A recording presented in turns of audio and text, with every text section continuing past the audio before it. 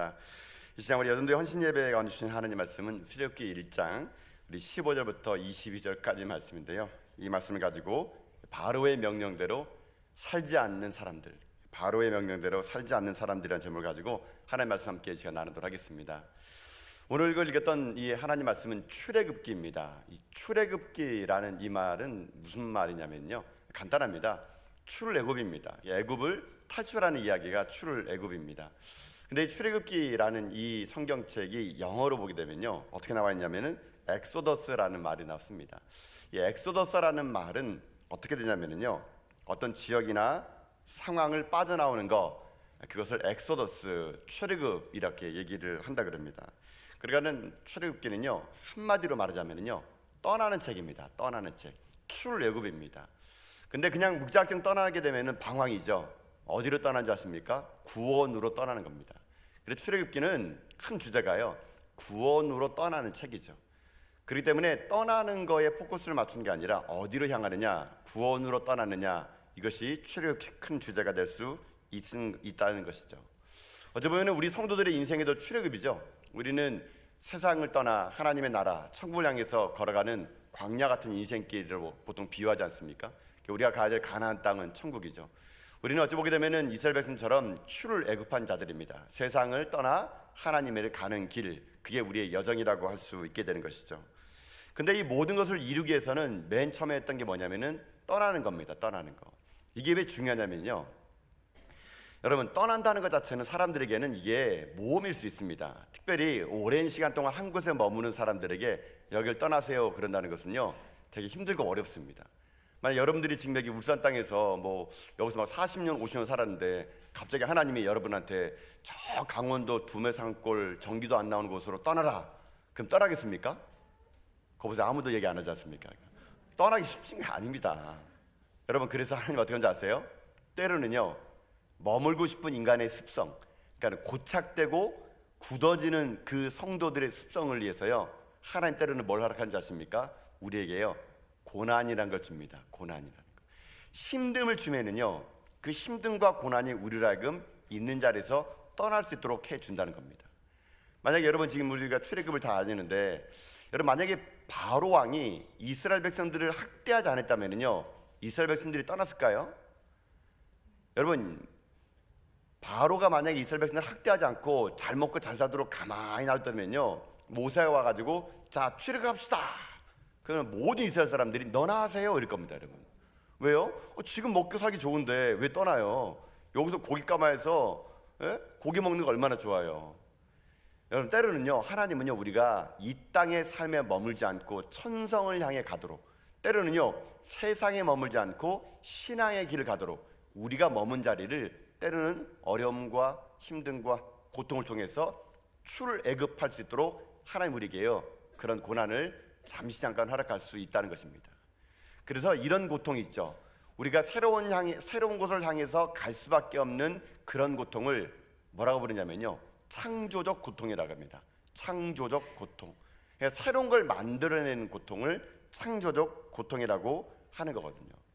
그렇기 때문에 예수 믿는 우리들에게는요, 결코 이 고통이라는 게 그냥 아무 의미 없는 고통은 없습니다. 하나님이 여러분에게 고난을 주고 고통을 줄 때는요, 그냥 여러분들이 힘들게 한 다음에 아유 그 봐라 꼴 좋다 이렇게 하지 않습니다. 여러분 잘못했다 그래가지고 하나님이 왕창 벌 준 다음에 아이고 이제야 속이 시원해. 하나님은 그렇지 않습니다. 하나님 우리들에게 주시는 고통과 고난은요, 분명히 뜻이 있고, 그 모든 고난과 고통은요, 절망의 고통을 새로운 창조의 고통으로 만들어내는 그런 과정들이 우리에게는 필요하다는 거거든요. 그 다음에 여러분들이 고난과 고통을 바라볼 때 그런 관점에서 여러분의 삶을 봐야 됩니다. 혹시 내가 범죄한 건 없나? 내가 떠나야 되는데 너무 세상이 좋사오냐고 여기 머무는 건 아닌가? 그때 하나님이 오시는 고난과 고통은 여러분에게 창조적인 고통이 돼가지고요, 새로운 길을 열어갈 수 있는 힘이 되고 원동이 될 수 있다는 것입니다. 그런 맥락에서 오늘 본문을 보면은요, 이 본문이 해석이 되게 됩니다. 오늘 본문에 보게 되면은 절망적인 고통을 창조적인 고통으로 만들어냈던 위대한 인물이 나옵니다. 그 인물이 누구냐면요, 히브리 3파 여인들이에요. 그의 이름들을 보니까 십부라라는 여인과 부하라는 여인, 이 두 명의 여인이 나오게 됩니다. 그런데 이 여인의 이야기를 시작하기 전에 먼저 이 여인들이 이렇게 이 고통 가운데 창조적인 고통으로 만들게 된 계기를 먼저 봐야 되는데요. 그 역사적인 계기는 오늘 본문보다 앞절에 있는 출애굽기 1장 8절을 보면요, 이런 이야기가 나옵니다. 자, 우리 8절 말씀을요 자막을 통해서 한번 보도록 할까요? 자, 읽어보겠습니다. 시작. 요셉을 알지 못하는 새 왕이 일어나 애굽을 다스리더니. 아멘. 자, 출애굽기의 시작은요, 이 요셉을 알지 못하는 새 왕이 일어난 것으로 역사적으로 나옵니다. 자, 이스라엘 역사를 쭉 보게 되면은 이스라엘은요, 야곱과 12아들이 70명이 애굽으로 이주합니다. 가나안 땅이 먹고 힘들었어요. 가뭄이 들었거든요. 그래가지고 그의 막내 아들 요셉이 애굽의 총리가 된 거예요. 그러니까 총리가 된 요셉의 아들 덕 때문에 야곱과 12아들이 애굽으로 내려가서 이주해 삽니다. 그들이 받은 땅은요, 고센 땅이었어요. 그 땅에서 70명의 사람들 내려갔는데 지금 어떻게 된 줄 아십니까? 출애굽 당시에 숫자를 세봤더니 200만 명가량이나 늘어난 거예요. 근데 문제는 이겁니다. 요셉이 살아있을 때까지는요, 고센 땅에서 이스라엘 사람들은요, 여러분 노동하지 않았습니다. 이스라엘 사람들은 고센 땅에서요 풍요롭게 잘 먹고 잘 살았습니다. 노예 활동하지 않았어요, 여러분요. 이스라엘 사람들은 그 고센 땅에서 목초지를 누리면서 가축을 기르면서 살고 있었습니다. 그런데 문제는 요셉도 죽고 요셉을 알았던 왕조가 몰락하게 됩니다. 그리고 새로운 왕조가 등극을 하게 됩니다. 자, 이것을요 실제 이집트의 고대 역사에 보게 되면요, 여러분 이집트는요 BC 332년에 알렉산더 대왕에게 나라가 무너질 때까지 왕조가요 30왕조가 있었습니다. 그 역사를 제가 쭉 봤더니요 한 3000년의 역사가 있었어요. 그러니까 한 왕조당 100년 정도가 있는 그런 큰 나라였고 오랜 역사를 가졌던 나라였죠. 요셉을 알고 있었던 왕은 누구냐면요, 이집트의 고대 역사를 쭉 보게 되면은 그 3000년 역사 속에서 제17대 왕조 힉소스 왕조라는 왕조가 등극해요. 이게 그 세계사에 나오거든요. 힉소스 왕조가 이 이집트의 17대 왕조였어요. 이 왕조였을 때 요셉이 활동했습니다. 그러다가 어떻게 되느냐, 17대 왕조가 무너집니다. 그리고 18대 왕조가 들어서는데 그 왕조가 뭐냐면요, 하흐모세 왕조라는 왕조가 등극합니다. 하흐모세, 성경에 나오지 않고요, 역사적인 이야기예요. 실제 세계사에 나온 건데 이 하흐모세 왕조가 등극한 그때부터 오늘 출애굽기 1장 8절의 말씀이 그대로 된 거예요.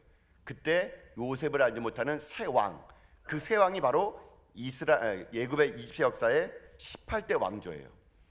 근데 이 하흐모세 왕조는요 이스라엘 사람들을 어떻게 했느냐, 자기들이 하흐모세 왕조는요 큰 힘이 있었습니다.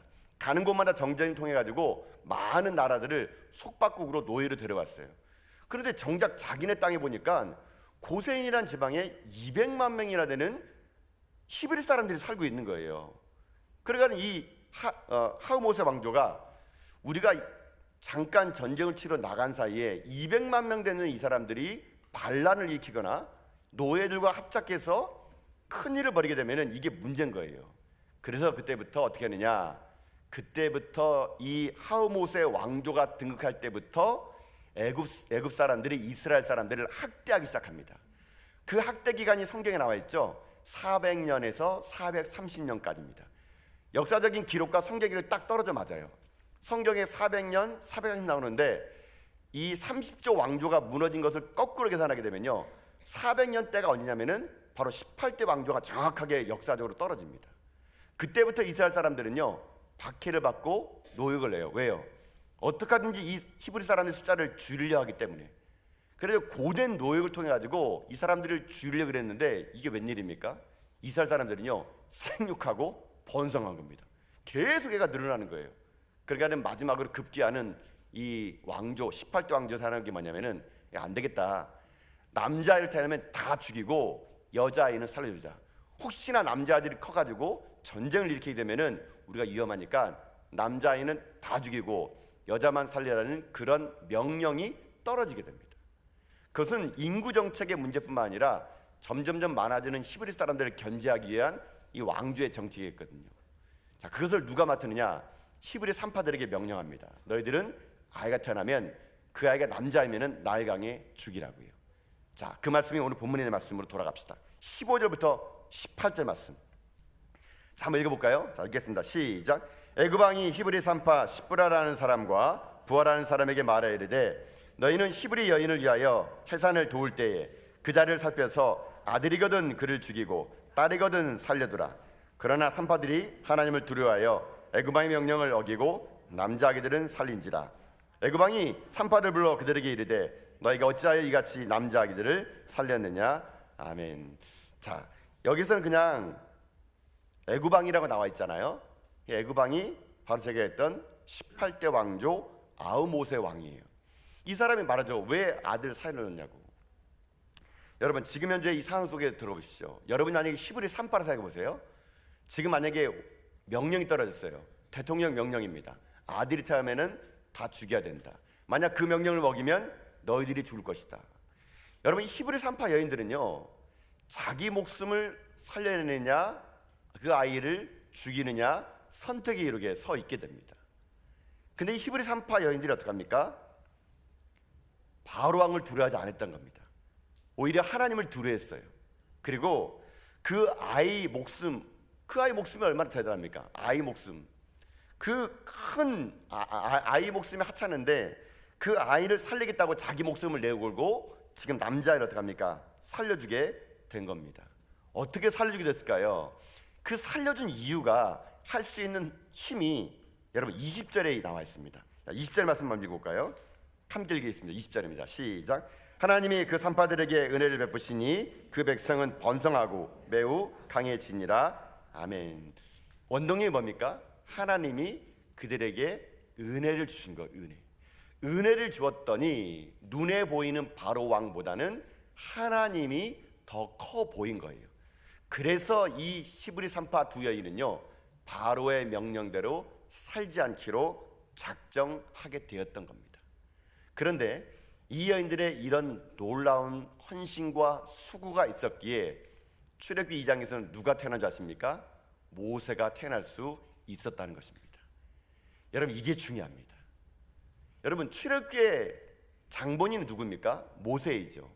그러면 출애굽기 1장부터 모세 이야기를 써도 출애굽기는요 전혀 내용이 이상하지 않습니다. 근데 왜 모세 이야기는 2장에 쓰고 1장에 왜 이 두 여인의 이야기를 썼을까요? 그것은요, 역사의 주인공은 모세처럼 보일지 모르지만 모세를 이 땅에 태어나게 했던 것은 그 가냘프기 짝이 없는 히브리 산파 여인의 두 여인의 목숨 건 하나님의 그 일을 감당했던 헌신이 있었기에 출애굽 2장에 모세라는 사람이 나올 수가 있었다는 겁니다. 이게 오늘 우리가 여전도연합회 헌신 예배 드리면서 붙잡아야 될 메시지가 바로 이 말씀입니다.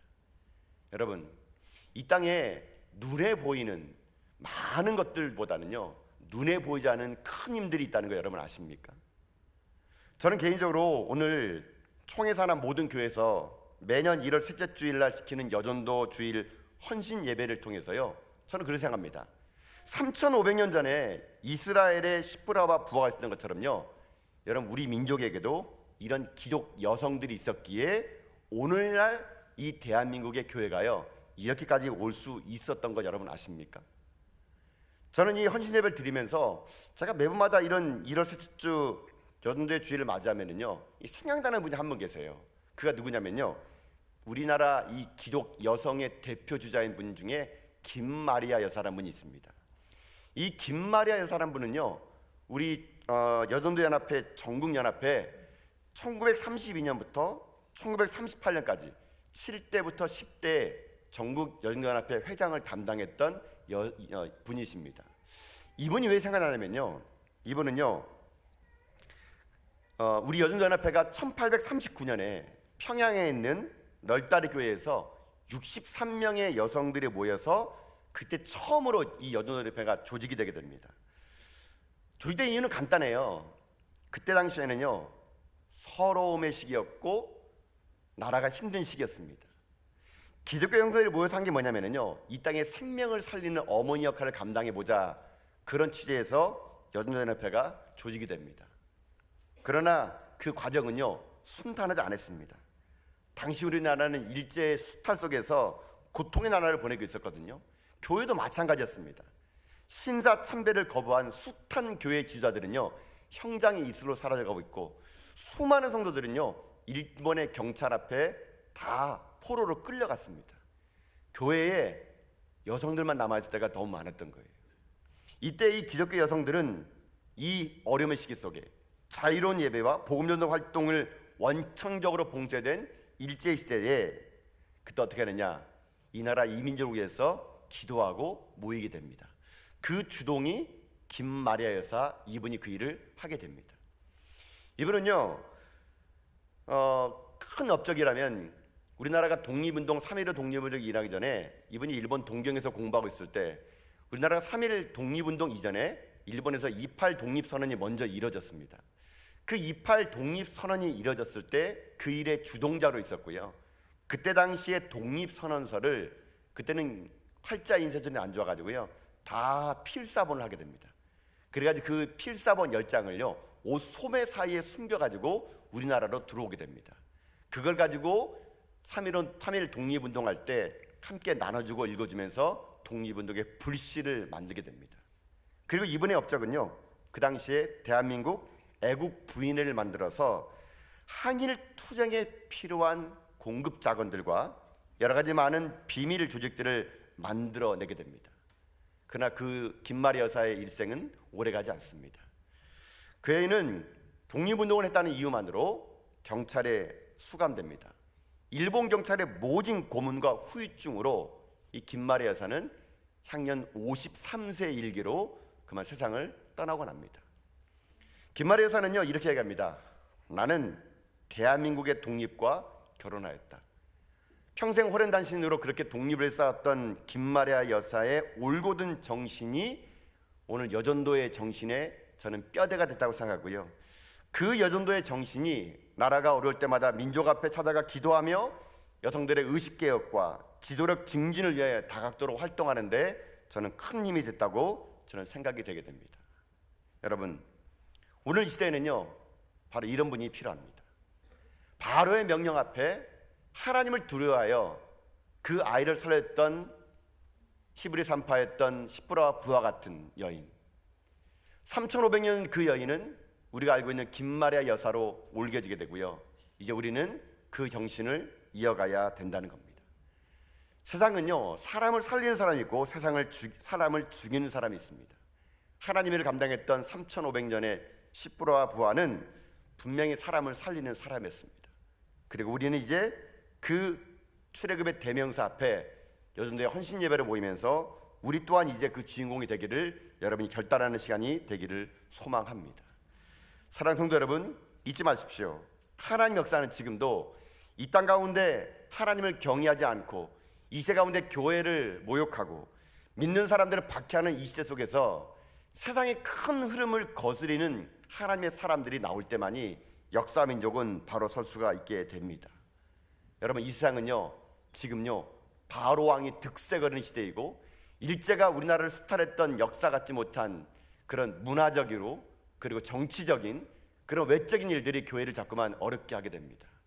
이때 누가 나서야 되겠습니까? 여러분, 인생이, 저는 3500년의 시프라 부하 같은 인생이 되길 소망하고, 그리고 자기 목숨을 아까워하지 않고 민족의 해방을 위해서 기도했던 김마리아 여사 같은 그런 믿음의 계보를요 전 여러분들이 이어나갈 수 있는 믿음의 종들 될 수 있기를 주님의 이름으로 축복합니다. 이 세상을 둘러보십시오. 세상은 온통 바로가요 우리 아이들을 지금 잡아 죽이고 있습니다. 마치 바로왕이 우리 자녀들과 이 교회를요 죽이려고 하고 있는 거 여러분 보이지 않습니까? 학교를 생각해 보십시오. 학교의 폭력은요 이제 성인의 폭력 못지않게끔 학교 폭력은요 일상화됩니다. 교권은 떨어져 있고요, 사단을 숭배하는 음악은 우리 아이들의 감성을 가져가고 있고요, 컴퓨터 게임과 저급한 오락과 음란물들은 우리 자녀들의 몸과 마음을 망가뜨리고 우리들의 자녀들의 영혼을 죽이고 있습니다. 교실은 붕괴되고 있고 학교 보내는 것이 안심이 되지 않은, 어찌 보면 저는요 이 나라 이민족의 미래가 바로가 오늘 지배하는 시대 속에서 우리는 살고 있지 않는가 생각이 들게 됩니다. 이때 필요한 게 누구겠습니까? 기독 여성들이 일어나야 됩니다. 우리 어머니들이 일어나 시프라 부하처럼 이 시대에 우리들이 하나님을 두려워하며 바로를 겁내자는 저항하며 투쟁하며 기도하며 나갈 사람이 필요합니다. 하나님을 경외한 산파, 생명을 살리는 산파, 영혼을 지키는 산파, 인물을 길러내는 산파. 여러분 그 산파가 저는 오늘 헌신 예배를 드리는 모든 여전도 회원 될 수 있기를 여러분 주님의 이름으로 축복합니다. 아니 여전도 회원뿐만 아니라 우리 모든 전학의 성도들이요 이 일을 감당해야 됩니다. 이 일 속에서 민족의 지도자를 길러내며 생명을 살려내며 모세처럼 민족의 지도자를 길러내기에 앞장서는 출애굽의 1장을 누군가를 써줘야 출애굽의 2장의 모세가 나올 수가 있게 됩니다. 여러분 우리 함께 출애굽 1장을 써나가지 않겠습니까?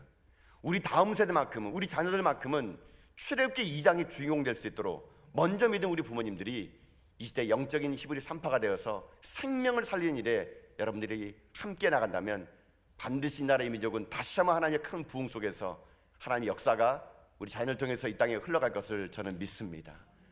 아무쪼록 오늘 헌신 예배를 드린 모든 여전도의 회원 여러분들이 더욱더 이 마음을 고치하시고요, 더욱더 내 마음을 더욱더 하나님 향해서 불타오르게 하신 후에 여러분 삶이 또 누군가에게 제2의 김마리아 여사 같은 사람, 이 시대의 진정한 히브리 산파 같은 여인의 삶을 살아가는 여러분 다 될 수 있기를 주님의 이름으로 축복드립니다.